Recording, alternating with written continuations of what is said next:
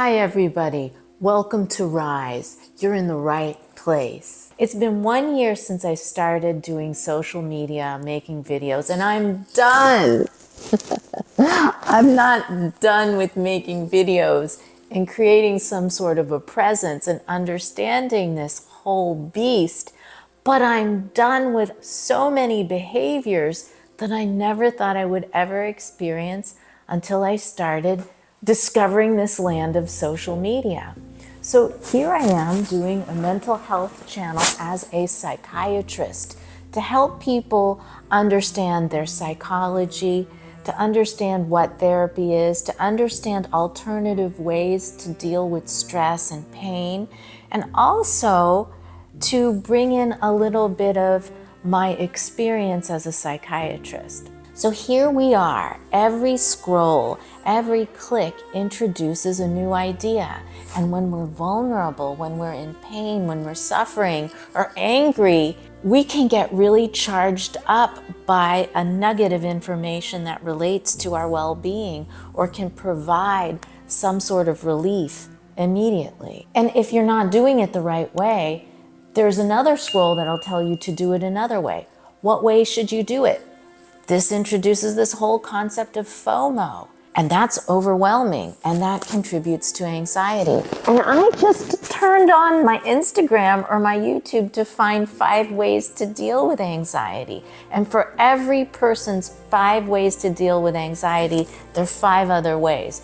So what I've learned, and what I think is very important when using social media to learn about mental health, is to understand who is giving the advice. So many times, people don't know the difference between a psychologist, a psychiatrist, a therapist, MFT, a coach, a counselor. There's so many names that we give to people who provide a certain amount of healing. And there are different types of educational backgrounds that each person brings to the table.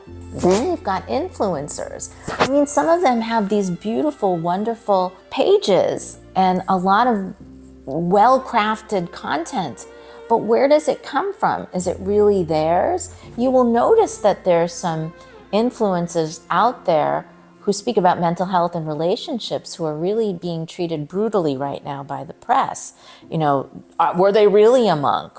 Or can they give relationship information about neuroscience and how neuroscience influences relationships when they have such a horrible relationship history? I mean, there's so many issues like that going on. So who are you going to get your help from? A psychiatrist is someone who's actually gone to medical school and 4 years at least of post-medical school training to be able to diagnose, to be able to prescribe medications, and to be able to understand the variety of different mental illnesses, biologically based and psychologically based. Many psychiatrists, including myself, have gone on to do a lot more practice in psychotherapy, and a lot haven't. A lot really focus on pharmacology.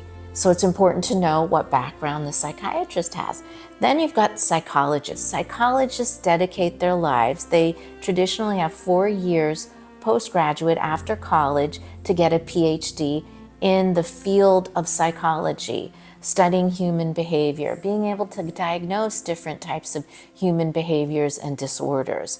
Within the psychology degree, there's also a PsyD.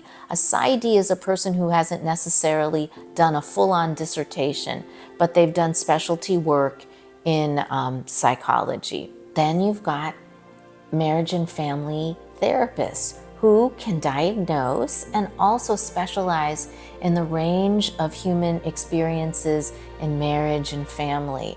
And some of them specialize more in eating disorders, some of them specialize more in depression, grief counseling, blending families. They do so much in these kinds of life areas.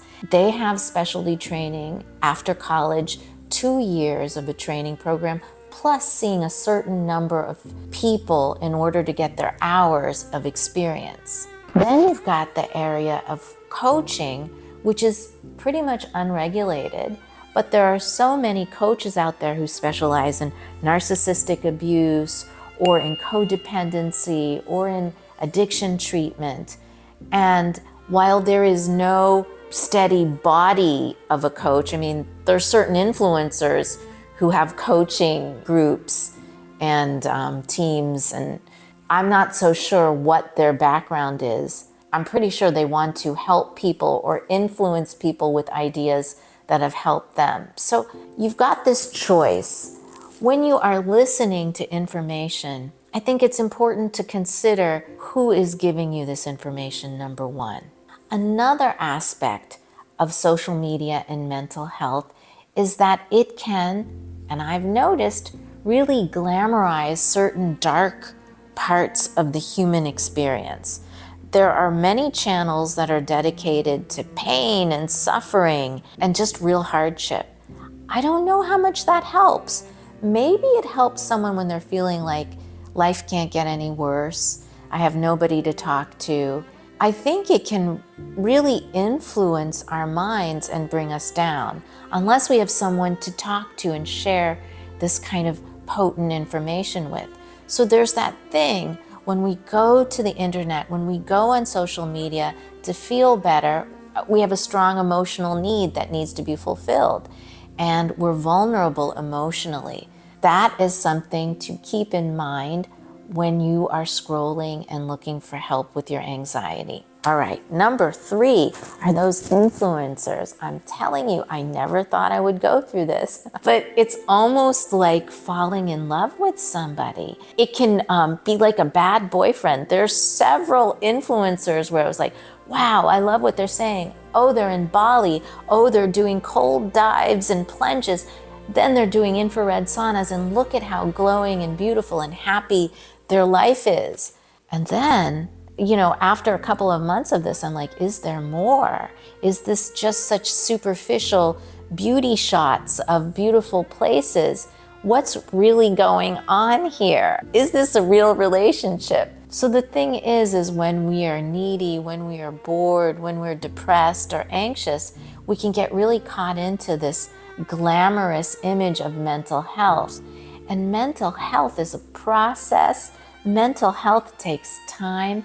Mental health, really, the ultimate involves a relationship with somebody. And that leads me to point number 4. Parasocial relationships, like the ones we form with influencers.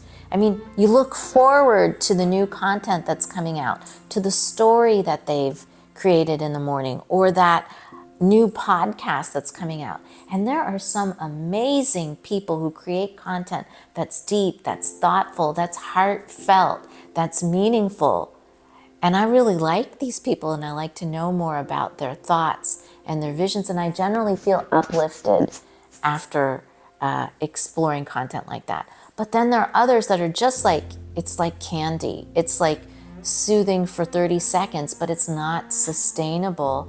And it doesn't change anything. It just distracts me from a difficult feeling. So parasocial relationships can be really encouraging and can help us with our curiosity and our creativity, or they can distract us from real social relationships that take a little bit of time, take a little bit of heartache, take a little bit of struggle. But the parasocial relationships that are super glossy and slick, I've found tend to be real distractions from something I'm working on deep inside. Maybe you've discovered something like that. And then we've got number 5, entertainment.